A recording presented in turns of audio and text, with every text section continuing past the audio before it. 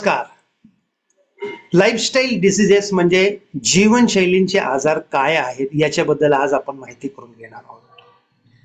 एकेकाळी जे आजार होते हे इन्फेक्शन म्हणजे जंतूंच्या प्रादुर्भावाने होत होते, जसं टायफॉइड, मलेरिया, कावीळ या प्रकारचे आजार, ट्युबरक्युलोसिस हे होते. परंतु जशी जशी आपली जीवनशैली बदलत गेली, आजाराचं स्वरूप बदलत गेलं आणि आता जंतूंमुळे म्हणजे इन्फेक्शियस डिसीज न होता नॉन कम्युनिकेबल डिसीजेस म्हणजे जीवनशैलीचे आजार सुरू झालेले आहेत. आणि हे जीवनशैलीचे आजार कोणकोणते आहेत आणि ते का होतं? हे जीवनशैलीचे आजार म्हणजे सगळ्यात महत्वाचं, सुरुवातीला वाढत चाललेलं वजन. उंचीनुसार तुमचं वजन जे पाहिजे त्याच्यामध्ये 5 किलो, 10 किलो, 15 किलो, 20 किलो असं हे वजन वाढत जातं. आणि हे काही एका दिवसात वाढत नाही, हळूहळू वर्षाला अर्धा पाऊण किलो, 1 किलो असं वाढत जातं आणि मग ओबेसिटी किंवा स्थूलपणा तयार होतो. त्याच्या आधी ही चरबी लिव्हर किंवा यकृतात साठते म्हणून फॅटी लिव्हर तयार होतो. हा सुद्धा एक जीवनशैलीचा आजार. हृदयरोग, आज भारतामध्ये, जगामध्ये भारताचे हृदयाचे पेशंट खूप आहेत.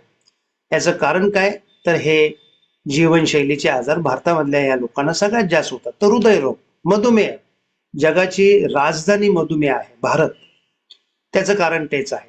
कॅन्सर, रक्तदाब, पीसीओडी, पॉलिसिस्टिक ओव्हॅरियन डिसीज म्हणजे इथे स्त्रियांमध्ये ओव्हरीज मध्ये काही सिस्ट तयार होतात, त्याला पीसीओडी म्हणतात. त्याचंही मूळ हेच आहे.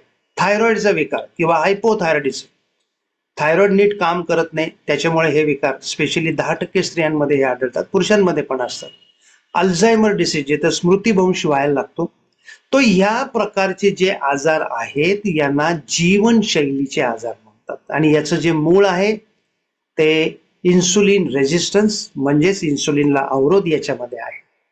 आणि याच्यामध्ये सुद्धा जी काही कारणं या ठिकाणी सापडलेली आहेत, याच्यामध्ये महत्वाची 4 कारणं अशी आहेत. तुमच्या जेवणाच्या सवयी, फूड हॅबिट्स.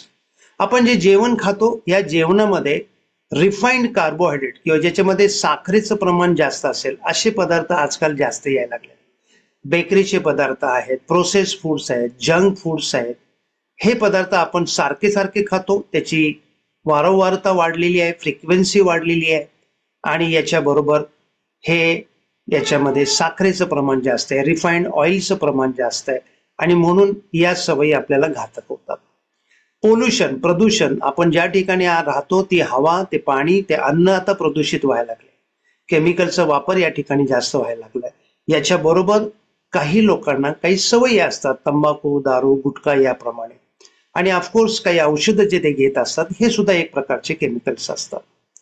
जीवनशैलीमधले बदल, रात्री उशिरा झोपणं, 10, 11, 12, 1, 2 ला रात्रीच्या शिफ्टमध्ये काम करणं, झोपेचं रात्रीचं प्रमाण 6 तासापेक्षा कमी असणं, व्यायामाचा अभाव असणं आणि मोबाईल, टीव्ही, कॉम्प्युटरचा वापर जास्त झाला, त्याला स्क्रीन टाइम वाढणं आपण म्हणतो, यामध्ये सुद्धा हे आजार वाढतात असं दिसत आलंय. आणि ऑफकोर्स चिंता, स्ट्रेस, ताणतणाव. तर ताणतणाव आज कोणाला नाहीये, लहान मुलं सुद्धा म्हणतात त्यांना ताणतणाव आहे. तर हे ताणतणाव पैशाबद्दल असू शकतात, रिलेशन बद्दल असू शकतात, हेल्थ बद्दल असू शकतात. तर फूड हॅबिट्स, पोल्युशन, जीवनशैलीतले बदल आणि चिंता यांनी हे जीवनशैलीचे आजार होतात. आणि हे आजार जर का आपण त्यांच्या मुळावरती घाव घातलं, चांगल्या हॅबिट्स केल्या आपल्या जीवनाच्या, पोल्युशन पासून दूर राहिलं, जीवनशैली बदलली आणि चिंता कमी करायला सुरुवात केली, तर हे जीवनशैलीचे आजार सुद्धा थांबतात आणि पुन्हा एकदा नॉर्मल होऊ शकतात.